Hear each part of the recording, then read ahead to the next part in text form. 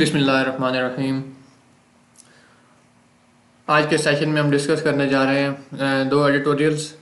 पहला the middle east 1989 movement, ये फैसल जावेद अब्बास ने लिखा है।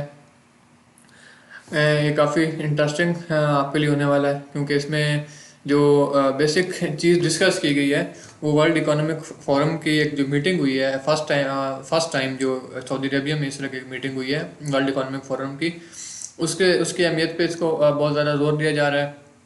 और दूसरा, इसमें 1989 की मिडल ईस्ट मूवमेंट के साथ इसको कंपेयर किया जा रहा है कि जो मिडल ईस्ट मूवमेंट के बारे में हम बात करेंगे और क्या थी इसमें वो डिस्कस करेंगे, और किस तरह इसको इसके साथ कंपेयर किया राइटर ने वो हम डिस्कस करेंगे। इसके अलावा जो सऊदी अरबिया और ईरान के दरमियान में अभी जो इसकलेशंस कम हो रही हैं, आहिस्ता आहिस्ता उनके जो रिलेशंस आपस में इम्प्रूव हो रहे हैं, डिटांट उनका जो रिलेशंस में एक आ रहा है, उसके बारे में बात करेंगे। तो ये काफ़ी जो है इंफॉर्मेटिव आर्टिकल है इस मामले में कि ये मिडिल ईस्ट की सिचुएशन, जो करंट सिचुएशन है, उसके बारे में काफ़ी जो है बात कर रहा है। इसके अलावा इसमें पैलेस्टाइन और इसराइल कन्फ्लिक्ट के बारे में भी काफ़ी डिस्कशंस जो हैं वो मौजूद हैं कि उसका भी फ्यूचर क्या हो सकता है। नेक्स्ट है हमारे पास के peace pipe and war, FS Ijazuddin ने लिखा है। तो इसमें जो डिस्कस किया गया बेसिक टॉपिक वो है IPI project, Iran Pakistan India gas pipeline project. तो इसमें कि इसका भी इस पर क्या कुछ काम हो रहा है, कब शुरू हुआ, कितनी लागत आई थी इस पर आनी थी, मुकम्मल हुआ नहीं हुआ, इसमें पाकिस्तान का क्या रोल है, और US की इसमें जो सैंक्शंस लगी हुई हैं ईरान पे उसका इस प्रोजेक्ट पे क्या इम्पेक्ट है, और फर्दर इसका जो है फ्यूचर आगे क्या होने वाला है। तो ये दोनों ही जो आर्टिकल्स हैं ये बेसिकली पाकिस्तान के हालात के बारे में बात करते हैं, और सबसे बढ़कर ये इनका मिडिल ईस्ट की सिचुएशन के बारे में बात कर रहे हैं। ईरान के जो है ईरान खासकर इसको उसमें इसके बारे में काफ़ी दोनों आर्टिकल्स में डिस्कशंस हैं। उनके एक जो पॉइंट ऑफ व्यू है थ्रू आउट द हिस्ट्री, उनके पॉइंट ऑफ व्यू के बारे में भी काफ़ी इसमें बात की गई है।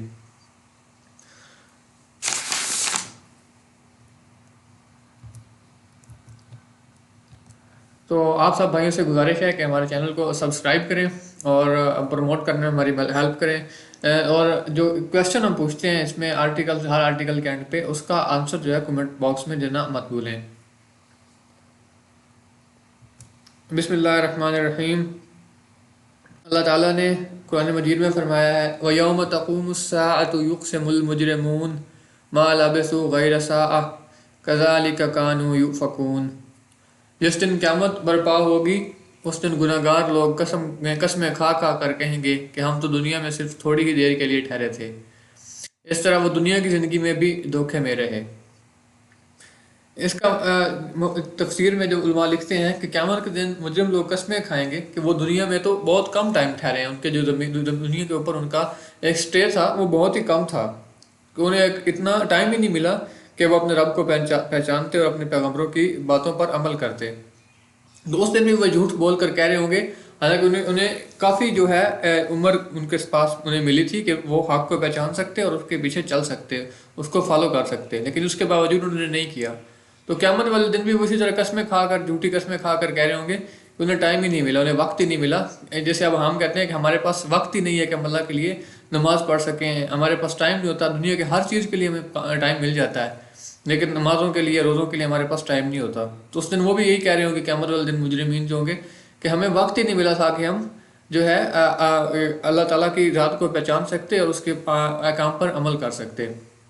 जिस तरह वो दुनिया में कहते थे ना कि हम उनको हक की समझ नहीं आती थी, कहते हमें पता नहीं चल रहा कि हक क्या है, वो जानबूझकर ये जानते पहचानते हुए कि दीन हक कौन सा है, दीन हक जो है इस्लाम ही है, और अल्लाह ताला की ज़ात के वजूद का इनकार करते रहे वो दुनिया में भी, और इसके बावजूद कि वो जानते थे। तो क़यामत वाले दिन भी इसी तरह कह रहे होंगे, किसी तरह झूठी बात कहेंगे कि उन्हें इतना टाइम ही नहीं मिला था कि वो हक को पहचान सकते। तो मेरे भाइयों, इसमें जो सबसे अल्लाह ताला ने हमें एक चीज़ की तरफ यहाँ पे हर कुरान मजीद की आप हर आयत देख लो ना, वो आपको आखिरत की याद दिलाती है, आपको मौत की याद दिलाती है। कुरान की आप आप सफ़ा खोलोगे तो आपको उसमें से कोई ना कोई ऐसी आयत मिल जाएगी जो आपको आखिरत की और क़यामत के दिन की और मौत की आपको याददाश्त दिला रही होगी। तो ये आयत भी आपको बाद मौत जो हालात वाक़यात होने वाले उसकी हमें याद दहानी करवा रही है कि दुनिया की ज़िंदगी जो है उस दिन जितना भी लंबी उम्र गुजारने वाला शख्स होगा, अगर वो गुनहगार होगा, उसकी दुनिया की ज़िंदगी उसको ऐसा लगे कि ये कुछ मेरे लिए कुछ थोड़ा सा टाइम थी, क्योंकि आगे इसके बाद जो ज़िंदगी है उसके बारे में कोई लिमिट्स ही नहीं है। वो एक दवामी ज़िंदगी है जिसको कभी एंड ही नहीं होना, एवर लास्टिंग ज़िंदगी है वो। तो इसके लिए हमें इस दुनिया की ज़िंदगी में धोखे में नहीं पड़ना चाहिए कि ये हमारी सब कुछ है हमारे लिए, बल्कि इससे बाद भी असल चीज़ जो है वो हमारी ज़िंदगी के बाद आने वाली है, उसके लिए हमें कोशिश करनी चाहिए।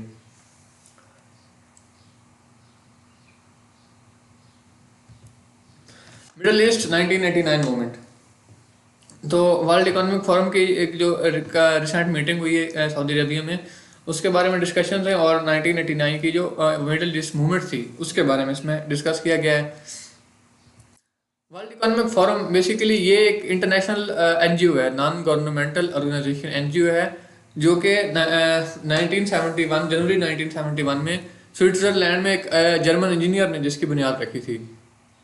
इसका जो मिशन है फाउंडेशन का वो ये है कि दुनिया के जितने भी लीडर हैं, चाहे वो बिजनेस के लीडर हों, बिजनेस फील्ड के, पॉलिटिकल फील्ड के, एकेडमिक फील्ड के, उनको जो है इंगेज करना, उनको साथ मिलाना कि वो दुनिया की हालत को किस तरह से जो है सुधार सकते हैं। आप रीजनल देख लें, ग्लोबल देख लें, इसके अलावा इंडस्ट्रियल लेवल पे जो है वो किस तरह से इम्प्रूवमेंट्स जो है इकोनॉमी के हिसाब से ला सकते हैं। तो इसमें इन लीडर्स को इंगेज किया जाता है वर्ल्ड इकोनॉमिक फोरम में। तो अभी रियाद में देखें तो पिछले हफ्ते इस तरह की एक मीटिंग हुई थी वर्ल्ड इकोनॉमिक फोरम की, सऊदी अरेबिया में फर्स्ट टाइम ये मीटिंग हुई थी। तो इसमें क्या हुआ कि सऊदी अरेबिया जो है सऊदी अरेबिया मोटामॉर्फिकली इसमें एक है mountain bring mountain to Mohammed. तो इसका मतलब होता है कि जो चीज़ हमारे लिए हमारे लिए उसकी सिचुएशन जो है वो हमारे लिए सेटिस्फैक्ट्री नहीं होती, हमारे हिसाब से वो बेहतर नहीं होती, तो हम उसी के यूज टू हो जाते हैं कि हम उसी के हिसाब से अपने आप को डाल लेते हैं। तो सऊदी अरेबिया भी जो है वो इस हिसाब से अपने आप को डाल रहा है। इसकी वजह ये नहीं कि उसमें जो पॉलिसी मेकर्स हैं वो बड़े उनके जो हैं बेहतर करने वाले हैं, पॉलिसी बनाने वाले हैं, बल्कि इस वजह से भी है कि ये ख़ास टाइमिंग के हिसाब से भी ये बहुत इंपॉर्टेंट है। अगर देखा जाए तो ये सऊदी अरेबिया की जो है विजन 2030 उसकी 8वीं एनिवर्सरी के तौर पे इसको वहाँ पे ये मीटिंग वहाँ पे जो रखी गई थी ये। तो इसका ये भी जाहिर कर रहा है, विजन 2030 जो है वो जाहिर करता है कि अभी फ्यूचर में सऊदी अरेबिया का फ्यूचर जो है वो किस तरह से होने वाला है, सऊदी अरेबिया फ्यूचर में कहाँ स्टैंड करता हुआ हमें नज़र आ रहा है। इस मीटिंग के हिसाब से देखें तो एक नई फोर्स जो है वो एक नई कुव्वत जो है वो सामने आई है कि जिसमें प्रॉस्पेरिटी और इंक्लूजन को बहुत ज़्यादा मेन फोकस दिया गया है। वो इमरजेंस जो है इसमें प्रॉस्पेरिटी और इंक्लूजन के तौर पे आई है। जो फोर्स अभी इसकी बात कर रहे हैं, ये ताकत जो कुव्वत एक प्रॉस्पेरिटी के लिए सामने आई है, तो ये मिडल ईस्ट मूवमेंट से आप इसको रिलेट कर सकते हो कि जिस तरह मिडल ईस्ट मूवमेंट में जो हालात वाक़यात हुए थे वो उसी तरह के साथ ये मैचअप कर रही है। मिडल ईस्ट मूवमेंट 1999 मूवमेंट क्या थी कि ये एक बड़ा डिजास्टर्स मतलब एक साल था। इसमें कम्युनिज्म जो था वो यूरोप में तकरीबन उसका इख्तिताम हुआ, वो ख़त्म हुआ। इसके अलावा रोमानिया में डिक्टेटरशिप का जो है वो क्लबी डिक्टेटरशिप का इख्तिताम हुआ, और 2 साल बाद इसके 1991 में सोवियत यूनियन जो है वो टूटी, और उसके जो है कह रहे हैं कि मतलब पूरा सिस्टम था सोवियत यूनियन का, मुख्तलिफ स्टेट्स में वो सोवियत यूनियन डिवाइड हो गई। और इसमें एक और चीज़ थी कि वॉल ऑफ बर्लिन जो कि जर्मनी में वाक़ है, वो एक बहुत ही नफरत की अलामत वहाँ पे समझी जाती थी, वो भी गिराई गई और यूं कम्युनिज्म का वहाँ पर हमेशा के लिए ख़ात्मा हो गया। तो इसके बाद जो हालात बने थे वो फोर्क इन द रोड की तरह थे। फोर्क इन रोड क्या होता है कि रोड कैसे, मतलब जहाँ पे आप ऐसे ज़िंदगी के ऐसे मौके पे पहुँच जाते हो, आप किसी भी नेशन की ज़िंदगी के, किसी भी इंसान की ज़िंदगी के ऐसे मौके पे पहुँचते हो कि आपके पास सामने 2 रूट्स नज़र आ रहे होते हैं, एक तरफ लेके जा रहा होता है और एक तरफ लेके जा रहा होता है। तो उस वक्त भी यही हालात बने थे कि वहाँ पे हर नेशन के सामने 2 रूट्स जो हैं वो सामने उनको नज़र आ रहा था, जिनमें से उन्हें एक चूज़ करना था।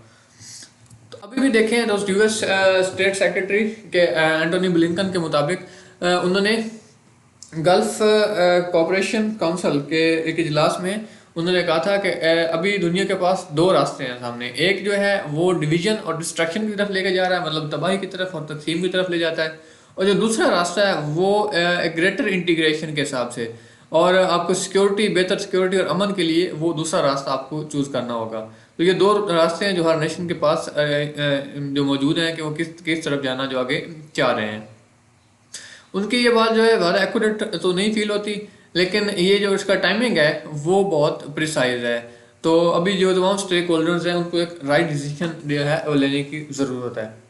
जीसीसी की बात की तो उसके बारे में बात करते हैं कि जीसीसी जो है ये गल्फ कोऑपरेशन काउंसिल, ये Bahrain, Kuwait, Oman, Qatar, Saudi Arabia और यूनाइटेड अरब एमिरेट्स की एक काउंसिल है और तंजीम है। इसमें ये 1981 में जो है वो फाउंड की गई थी। तो ये इनकी गल्फ कोऑपरेशन काउंसिल जो है ये आपस में उनके एक मल्टीलेटरल रिलेशंस के लिए काम करती है।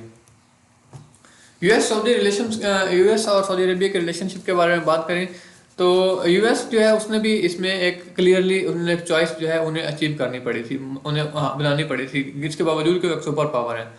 जो बाइडन एडमिनिस्ट्रेशन है उन्हें पिछले हफ्ते ये क्लियरली कहना पड़ गया था कि वो सऊदी अरेबिया के साथ एक बहुत ही क्लोज रिलेशनशिप करना चाह रहे हैं, क्योंकि सऊदी अरेबिया अपने विजन 2030 के हिसाब से उसको देख लें तो वो एक इमर्जिंग पावर के तौर पे सामने आ रहा है, इकोनॉमिक पावर के तौर पे वो सामने आ रहा है। तो बाइडन एडमिनिस्ट्रेशन ने भी बावजूद इसके कि वो इसराइल और सऊदी अरेबिया के आपस में कन्फ्लिक्ट है, आपस में इनकी नहीं बनती, इसके बावजूद जो है यूएस जो है वो सऊदी अरेबिया की तरफ जा रहा है और कहा है कि वो एक सऊदी अरेबिया के साथ एक बहुत ही सिक्योरिटी एक पैक्ट जो है, मुआहदा जो है वो साइन करने के बहुत करीब पहुंच चुके हैं।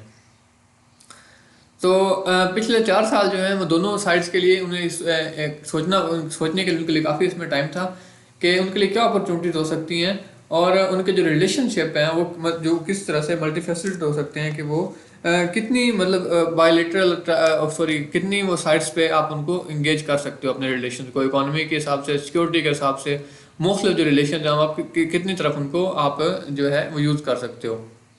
अगर मिलिट्री डील से हट के देखें तो इसके अलावा स्पेस एक्सप्लोरेशन में भी और न्यूक्लियर कॉपरेशन में दोनों कंट्रीज के दरमियान काफ़ी जो है करीबी पाई जा रही है।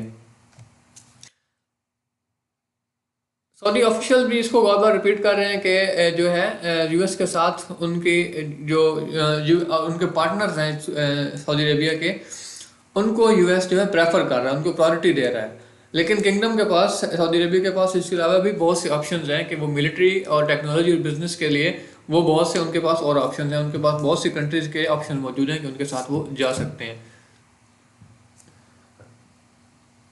अब ये बात जो कर रहे हैं कि ये सऊदी और यूएस जो ट्रीटी होने जा रही है वो सऊदी इसराइल फ्रंट के होने के बावजूद, उनके आपस में क्लैशेज होने के बावजूद ये आगे जो है प्रोसीड करने जा रही है, जो कि फ़लस्तीनियन जो है एस्पेक्ट उसके लिए एक बहुत ज़्यादा उसकी रिस्पेक्ट करने की ज़रूरत है कि किस तरह से वहाँ पे फ़लस्तीनियन के साथ जो कुछ हालात वाक़यात चल रहे हैं। तो इसमें सऊदी गवर्नमेंट को बेसिक जो है वो इसको भी सामने मद्देनज़र रखना पड़ेगा कि वो यूएस के साथ रिलेशन को इम्प्रूव कर रहे हैं, तो उन्हें फ़लस्तीनियंस को भी अपने जो है पॉइंट ऑफ व्यू का उनको भी रिस्पेक्ट देनी पड़ेगी। इसराइल के पास अभी जो दो चॉइसेस की बात कर रहे हैं ना कि अभी हर कंट्री के पास दो चॉइसेस अब जो हम कह रहे हैं कि 1989 मूवमेंट के हिसाब से जो दो चॉइसेस अभी उसके साथ हमको रिलेट कर रहे हैं, तो अभी दो चॉइसेस जो है इसराइल के पास दो चॉइसेस हैं। एक ये है कि जो वो जिस तरह अब तमाम कंट्रीज जो हैं वो पैलेस्टाइन को रिकग्नाइज कर रही हैं, तो इसराइल को भी चाहिए कि उसको रिकग्नाइज कर ले और जो 7 अक्टूबर से उन्होंने वहाँ पे हंगामा मचाया हुआ है, जेनोसाइड वहाँ पे कर रहे हैं, जेनोसाइडल वार जो यहाँ पे छड़ी हुआ है इन्होंने पैलेस्टाइन में, उसको एंड कर दें, एक चॉइस है। और ये इसका मतलब जो है अगर और जो है बहुत ज़्यादा जो इनको फ़ायदा हो सकता है। इनके पास दो ऑप्शन है, या तो ये रियाज के साथ अच्छे ताल्लुकात बना लें सऊदी अरेबिया के साथ, या फिर रफ़ा में जो भी ये काम कर रहे हैं अपनी जो ग्राउंड फोर्सेज के साथ अटैक करने जा रहे हैं, ये एक फाइनल जो कह लें कि उनके ऊपर ये असॉल्ट हो सकती है फ़लस्तीनियों के ऊपर। क्योंकि आप देखें तो अभी रफ़ा जो है वो काफ़ी हद तक पहले महफूज था, लेकिन अभी उसके जो हालात बन रहे हैं वो एक बहुत ज़्यादा टमल्टस हो सकते हैं, डिजास्टर्स हो सकते हैं फ़लस्तीनियन कम्युनिटी के लिए, वहाँ पे मुस्लिम कम्युनिटी के लिए। तो इनके पास दो ऑप्शन है, या तो ये रफ़ा की तरफ जाएं और वहाँ पे सब कुछ तहस नहस कर दें, और दूसरा जो उनके पास रियाद के साथ अच्छे ताल्लुकात बना लें, तो ये उनके लिए एक बेहतर जो है ऑप्शन हो सकता है। अगर ये रफ़ा पे अटैक करते हैं, उस पर सारा कुछ डाल देते हैं, अपना पूरी पावर डाल देते हैं, तो ये इसके जो कॉन्सिक्वेंसेज होंगे, इसका पे ऑफ रिजल्ट होगा वो इनके लिए बहुत ही डिजास्टरस होगा, और ये इन्हें हर हिसाब से इसराइल के लिए एक डेड एंड बन जाएगा कि इनके पास कोई अपॉर्चुनिटी नहीं रहेगी फ्यूचर में एडवांसमेंट्स के लिए, आगे तरक्की के लिए, आगे इनका जो एक इमेज है थ्रू आउट द वर्ल्ड उसको इम्प्रूव करने के लिए इनके पास कोई रास्ता ही नहीं बचेगा। इसराइली प्राइम मिनिस्टर के पास भी अभी यही कह रहे हैं कि दो चॉइसेस हैं कि एक तो वो टू स्टेट सोल्यूशन मान लें कि फ़लस्तीन को एक्सेप्ट कर लें, और जो एक अपना उनका ये बावजूद इसके कि ये कुछ स्ट्रेट फॉरवर्ड तो नहीं है कि दो स्टेट सोल्यूशन जो है वो इतना जल्दी इंप्लीमेंट किया जा सके, लेकिन ये फिजिबल सोल्यूशन है दोनों कंट्रीज़ के लिए। तो इसका फ़ायदा क्या होगा कि जो एक परमानेंट अरब इसराइल जो है एक कन्फ्लिक्ट चली आ रही है इसराइल के डे ऑफ क्रिएशन से लेकर आज तक, वो ख़त्म हो जाएगी हमेशा के लिए।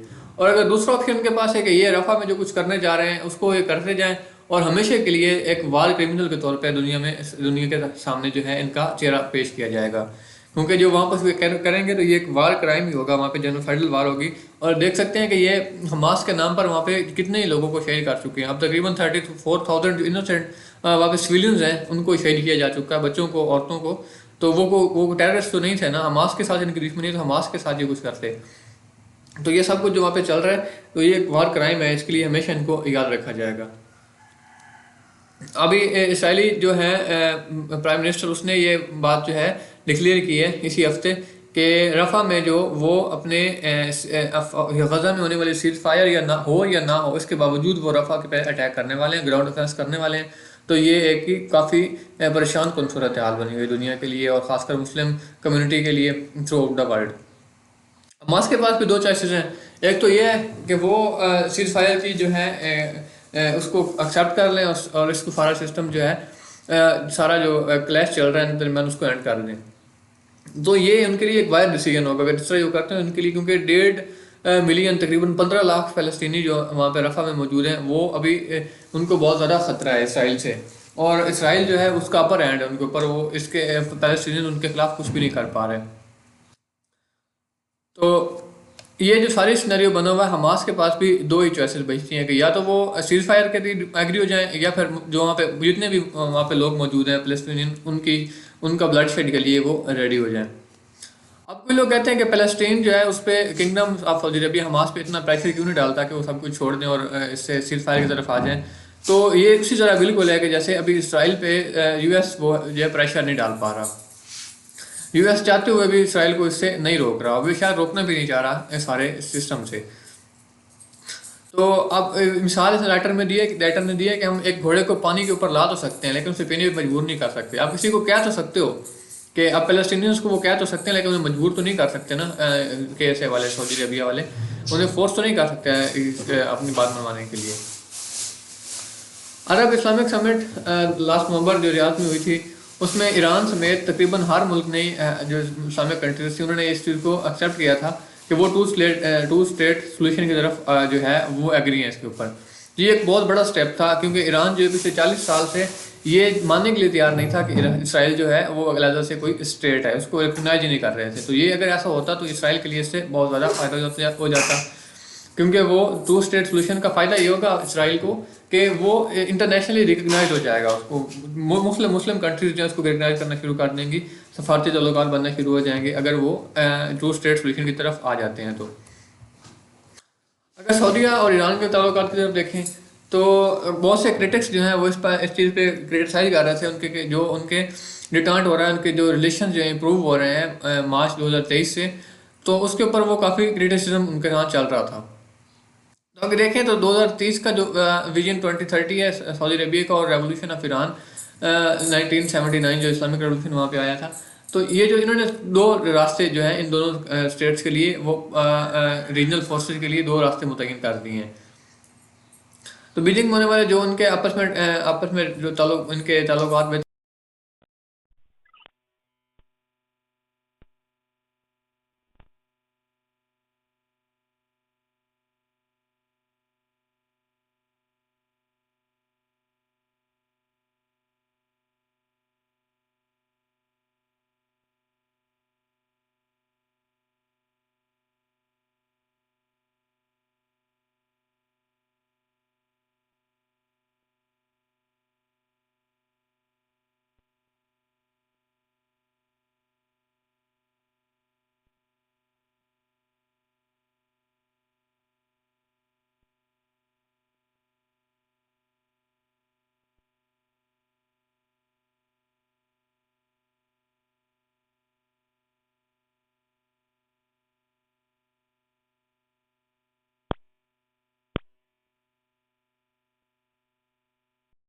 यूरोप जो है के मिडल ईस्ट जो है वो न्यू यूरोप बन सकता है। तो विजन उनके पास मौजूद है। अब ये चीज़ उन्हें खुद डिसाइड करनी है मिडल ईस्ट को, कि वो अपनी चॉइसेस क्या रखते हैं। क्या वो अपने प्रॉस्पेरिटी की तरफ जाना चाहते हैं या फिर कोई और।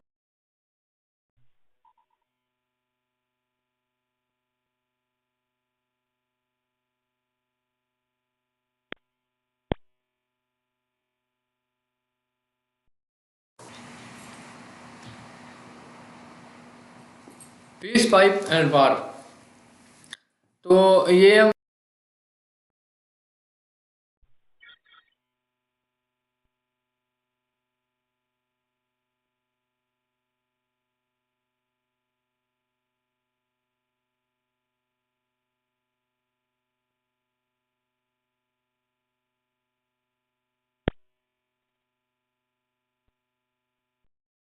ये नेचुरल गैस को इंडिया तक ट्रांसपोर्ट किए जाने का प्रोजेक्ट था। ईरान से इंडिया जो है गैस को ट्रांसपोर्ट किया जाना था पाकिस्तान के रास्ते से, लेकिन ये जियोपॉलिटिकल काफ़ी इसमें मसाइल की वजह से ये आगे प्रोसीड नहीं हो सका।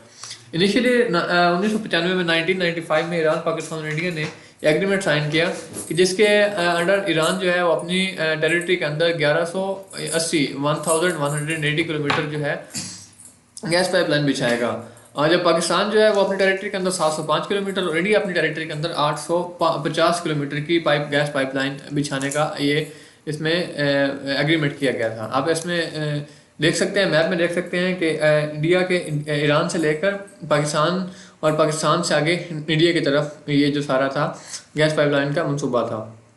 तो इसकी वहाँ जो उस वक्त प्राइसिंग थी इसकी $4.937 पर MBTU। अच्छा, MBTU होता है मैट्रिक ब्रिटिश थर्मल यूनिट। ये एक थर्मल एक यूनिट है कि जिसमें गैस, नेचुरल गैस और दूसरी जो इंडस्ट्रीज हैं उनमें एक यूनिट के तौर पे इस्तेमाल होता है। उनके मेजरमेंट में ये एक यूनिट के तौर पे इस्तेमाल होता है। जितनी भी जो हीट जनरेटिंग फ्यूल्स होते हैं उनमें MBTU एक यूनिट के तौर पे ब्रिटिश में इस्तेमाल होता है। तो ये बेसिकली जो है वो लिंक होता है जापानीज क्रूड ऑयल की प्राइस के ऊपर। तो इस पे इसकी डिपेंडेंसी है। तो इसका जो उस वक्त प्राइसिंग थी वो 4.937 पर MBTU जो है वो डिसाइड की गई थी। ईरान के नेचुरल गैस रिजर्व की बात करें तो ये तकरीबन 1200 ट्रिलियन क्यूबिक फीट TCF जो होता है trillion cubic feet of natural gas reserve Iran के पास मौजूद हैं, जो उनके लिए 162 साल तक काफ़ी हो सकते हैं। अगर पाकिस्तान की बात करें तो पाकिस्तान के जो नेचुरल गैस रिजर्व में बहुत ही कम है और तकरीबन 18 ट्रिलियन क्यूबिक फीट हैं। अब कहाँ 1200 और कहाँ 18, तो ये पाकिस्तान के लिए सिर्फ 12 से 15 साल तक काफ़ी हो सकते हैं। इंडिया जो उसकी बात करें तो उसके ऑफशोर नेचुरल गैस रिजर्व हैं। ऑफशोर का मतलब है कि उनके इंडियन ओशन के अंदर उनके काफ़ी ऑयल रिजर्व जो हैं वो मौजूद हैं। उनके लैंड लोकेटेड बहुत कम है। ईस्ट में अगर देखें तो उनके ऑयल जो गैस रिजर्व हैं वो 40.6% है और वेस्ट में उनके 23.7% है। तो इस वजह से उनके वेस्ट में रिसोर्सेज कम होने की वजह से उनको लाजमी बात है कि उन्हें ईरान की तरफ इसके लिए देखना पड़ेगा, बावजूद इसके कि उनके पाकिस्तान के साथ ताल्लुकात कुछ ज़्यादा अच्छे नहीं हैं। पाकिस्तान के रास्ते से उन तक गैस पहुंचनी थी, लेकिन इसके बावजूद उसके लिए एग्री थे क्योंकि उनकी शॉर्टेज उनको बहुत ज़्यादा पेश आ रही थी वेस्ट में। 2008 में इंडिया ने US के साथ न्यूक्लियर एनर्जी और मिलिट्री कॉपरेशन के एग्रीमेंट्स मुआहदे साइन किए। तो लाजमी बात थी इसके बाद इसके कॉन्सिक्वेंसेज यही होने थे कि इंडिया इससे IPI प्रोजेक्ट से विड्रा करेगा, क्योंकि US जो है उसकी सैंक्शन चल रही है ईरान के ऊपर। तो इस वजह से जो इंडिया था अपनी फॉरेन पॉलिसी की वजह से और अपने इंटरेस्ट की वजह से इस एग्रीमेंट से विड्रा होने के लिए तैयार हो गया। यूँ जो है ये जो पाइपलाइन थी वो सिर्फ पाकिस्तान और ईरान का एक मसला रह गई। तो ईरान ने अपने 1172 किलोमीटर का अपना जो हिस्सा था, अभी पाइपलाइन जो शॉर्ट हो चुकी थी उसका, अपने साउथ पार्स गैस फील्ड से लेकर ईरान पाकिस्तान बॉर्डर तक उन्होंने 1172 किलोमीटर की अपनी जो है पाइपलाइन उन्होंने बिछा ली थी। लेकिन पाकिस्तान ने अभी तक अपने हिस्से पे काम नहीं किया जो पाकिस्तान ने इसमें काम करना था। 2012 में जिसकी एस्टिमेटेड प्राइस थी वो किसी $8 बिलियन थी, लेकिन अभी इसकी जो प्राइस है वो आसमान को पहुंच चुकी है। वो बहुत ज़्यादा इन्फ्लेशन के हाई होने की वजह से इंटरनेशनल मार्केट्स में वो अभी इसकी प्राइस इस पाइपलाइन की गैस पाइपलाइन की प्राइस भी बहुत ज़्यादा हो चुकी है। पाकिस्तान ने फार्मली जो है चंद साल के बाद ईरान को इस चीज़ को फार्मली बता दिया कि क्योंकि US की सैंक्शन लगी है ईरान के ऊपर, इसलिए पाकिस्तान इस पाइपलाइन पे मज़ीद काम नहीं कर सकता। तो अभी रिसेंटली पाकिस्तान ने मुख्तलिफ जो इसमें पेनल्टीज पड़ सकती थी पाकिस्तान के ऊपर, उनसे बचने के लिए पाकिस्तान ने 80 किलोमीटर का एक जो छोटा सा हिस्सा था गवादर के अंदर, वहाँ से ईरान के बॉर्डर से लेकर गवादर तक, उस पर पाकिस्तान ने काम शुरू करने के लिए उसकी मंजूरी दी। तो अगर पाकिस्तान अपने टाइम में नहीं करता, डिले करता रहता है, तो ईरान की तरफ से पाकिस्तान को $18 बिलियन की पेनल्टी पड़ सकती है। ईरान ने पाकिस्तान को डेडलाइन ये दी है कि सितंबर 2024 तक पाकिस्तान अपना बाकी जो है 625 किलोमीटर का जो पाइपलाइन का एक हिस्सा है वो अभी मुकम्मल करे। ईरानी प्रेसिडेंट डॉक्टर इब्राहिम रईसी के अभी रिसेंट विजिट में भी इस चीज़ पे उन्होंने बार बार जो है इसके बारे में इसकी इंपॉर्टेंस पे, एनर्जी सेक्टर में और इलेक्ट्रिसिटी की ट्रेड में उन्होंने काफ़ी इस पे जोर दिया। और ख़ासकर जो आईपी गैस पाइपलाइन, जो भी आई से सिर्फ IP Iran Pakistan gas pipeline रह गई है, उस पर वो बहुत ज़्यादा जोर दे रहे हैं। पाकिस्तान जो है वो उसके पास अभी वो दो ऑप्शन में फंसा हुआ है, या तो अगर वो इस पे काम करता है तो उसके ऊपर यूएस की बहुत ज़्यादा सैंक्शन लग जाएंगे पाकिस्तान के ऊपर, क्योंकि ईरान पे ऑलरेडी सैंक्शन हैं, तो उसके साथ ट्रेड करने वालों पे भी सैंक्शन लग सकती हैं। और दूसरा है कि अगर पाकिस्तान इस तरह से इस पे काम नहीं करता और यूएस की सैंक्शन से बचता है, तो पाकिस्तान को ईरान की तरफ से $18 बिलियन की पेनल्टी पड़ जाएगी। तो पाकिस्तान के दोनों तरफ से, एक तरफ से अमेरिकन डेवल उसको सामने खड़ा है और पीछे आगे दीवार और पीछे आग का सीन पाकिस्तान के लिए बना हुआ है कि पाकिस्तान दोनों तरफ में फंसने जा रहा है। तो ये जो एक पाइपलाइन ऑफ पीस थी, पाकिस्तान और ईरान के ताल्लुकात बेहतर हो सकते थे, इससे पाकिस्तान और इंडिया के ताल्लुकात बेहतर हो सकते थे, इंडिया और ईरान के आपस में जो ट्राइलेटरल ये रिलेशन इंप्रूव हो सकते थे, इकॉनमी इंप्रूव हो सकती थी, वो अभी इंस्ट्रूमेंट ऑफ वार बन चुका है अमेरिका के लिए, यूएस के लिए। तो अगर इस सारी सूरत से बचने के लिए अगर शुरू में इसके ऊपर इस तरह काम किया जाता है कि इसकी प्रॉपर एंटिटी बनाई जाती जो तीनों कंट्री से बाहर होती और उसके जो जॉइंटली उसको ऑन करते तीनों कंट्रीज, तब इसके ऊपर सैंक्शन से भी बच सकते थे। और दूसरे सेफ गार्ड थे कि कोई भी कंट्री जो इससे निकलने के लिए इससे जो है इसके किसी भी ऑब्लिगेशन से बगावत के लिए वो कोई जो है वो तैयार ना होते। जैसे इंडिया वहाँ से निकल गया, तो अगर इसकी एंटिटी होती तो इंडिया के लिए यहाँ से निकलना इतना आसान ना होता। यूएस की सैंक्शन की बात करें तो पाकिस्तान जो है अभी इसके लिए वेवर ढूंढ रहा है किसी तरह से कि पाकिस्तान इस सारे सूरत से यूएस की सैंक्शन से बच जाए। तो पाकिस्तान के फॉरेन मिनिस्टर ने इस चीज़ का जो है बयान दिया था कि वो यूएस से सैंक्शंस के लिए अप्लाई कर रहे हैं, अप्लाई करने की ज़रूरत नहीं है। सॉरी, कि फॉरेन मिनिस्टर ने कहा कि पाकिस्तान को, फॉरेन अफेयर्स ने कहा कि पाकिस्तान को वेवर की ज़रूरत नहीं है, जबकि पेट्रोलियम मिनिस्टर ने इस चीज़ पे कंट्रडिक्शन की है कि पाकिस्तान जो है यूएस गवर्नमेंट से इसके लिए प्रॉपर अप्लाई कर चुका है वेवर के लिए, सैंक्शन से वेवर के लिए पाकिस्तान जो है अप्लाई कर सकता है कि पाकिस्तान को सैंक्शन का सामना ना करना पड़े। तो पाकिस्तान यूएस ने इस पे रिस्पांस दिया था कि पाकिस्तान ने इसके लिए अप्लाई ही नहीं किया। डोनाल्ड लू को आप पाकिस्तानी अब तकरीबन सारे जानते हैं कि वो इमरान खान के साइफर केस में उनका बहुत ज़्यादा जिसका नाम आया था US assistant secretary of state का। तो डोनाल्ड लू ने बयान दिया है कि पाकिस्तान ने वेवर के लिए अप्लाई ही नहीं किया। और मजीद कहा कि अगर पाकिस्तान इसके लिए अप्लाई कर भी देता है तो इंटरनेशनल फंडिंग, इंटरनेशनल डोनर जो हैं वो इसके लिए फंडिंग नहीं करेंगे, क्योंकि उनको भी सैंक्शंस का खतरा लगा रहेगा। तो पाकिस्तान के टोटल गैस के रिजर्व्स कितने हैं, एक मिनट सेक्शन में लिखें।